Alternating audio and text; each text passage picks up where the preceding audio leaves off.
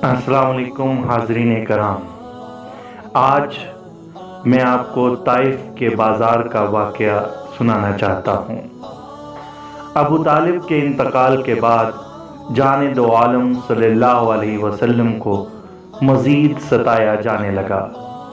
ایک دن جب آپ اہل مکہ کے طرز عمل سے عموماً اور ابو لہب کے بیہودہ باتوں سے خصوصاً نہایت آزردہ خاطر ہوئے تو طائف جانے کا ارادہ فرمایا کہ شاید وہاں کوئی بندہ خدا حق کی بات سننے پر آمادہ ہو جائے۔ آپ کے منہ بلے بیٹے زید بن حارثہ رضی اللہ تعالی عنہ بھی ساتھ تھے۔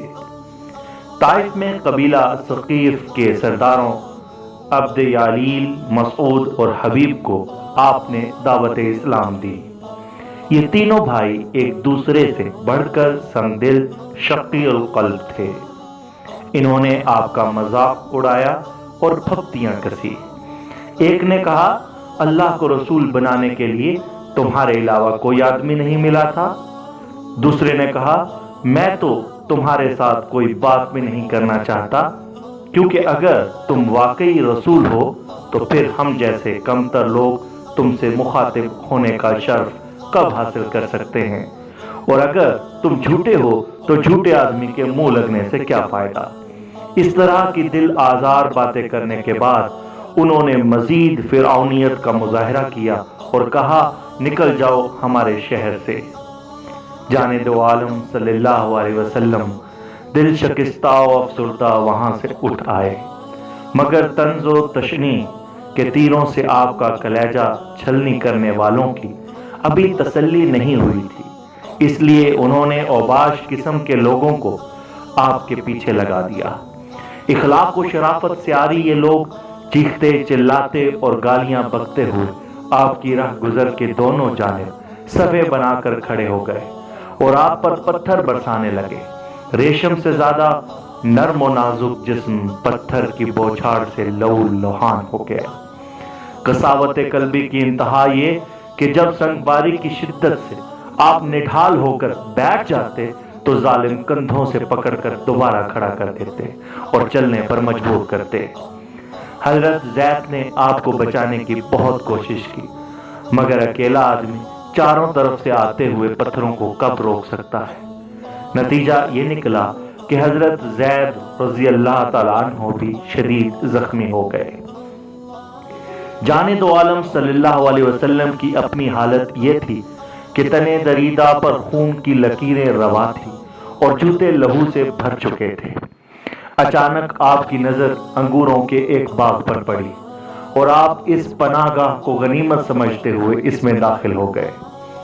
آپ کو وہاں پناہ گزین ہوتے دیکھ کر اوباشوں کا ہجوم واپس چلا گیا تو آپ انگوروں کی ایک سایہ دار بیل کے نیچے سستانے کے لیے بیٹھ گئے اور بدن مبارک سے خون صاف کرنے لگے۔ اللہ صمد۔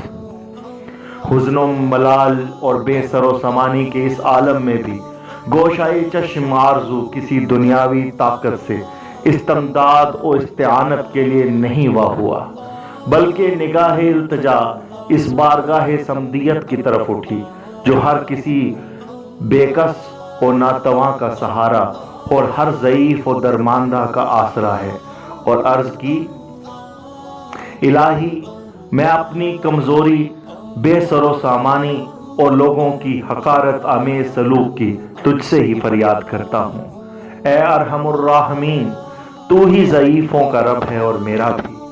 اگر تو مجھ سے راضی رہے تو مجھے ان تکلیفوں کی کوئی پرواہ نہیں۔ بلا شبہ ایسی جاں کسل اذیتیں برداشت کرنا محض رب کی رضا جوئی کی خاطر تھا، ورنہ شہنشاہ کونین کے اختیار میں کیا نہیں تھا۔ آپ کے لبوں کی ایک جنبش سے طائف کی بستی تہ و بالا ہو سکتی تھی، مگر ان ظالموں کے خلاف ایک لفظ بھی زبان حق کے ترجمان سے نہیں نکلا۔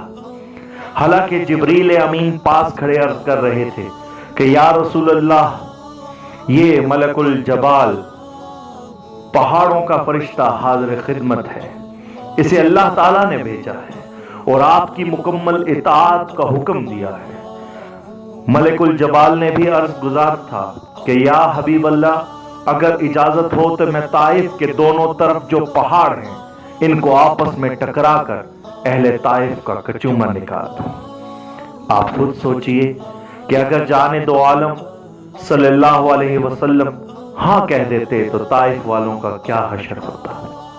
مگر کروڑوں درود ہوں صبر و استقامت کے اس کوہ گراں پر اور عفو و کرم کے اس بحر زخار پر، جس نے ملک الجبال کو یہ جواب دیا، نہیں، میں ان کو تباہ و برباد کرنے کی اجازت نہیں دے سکتا۔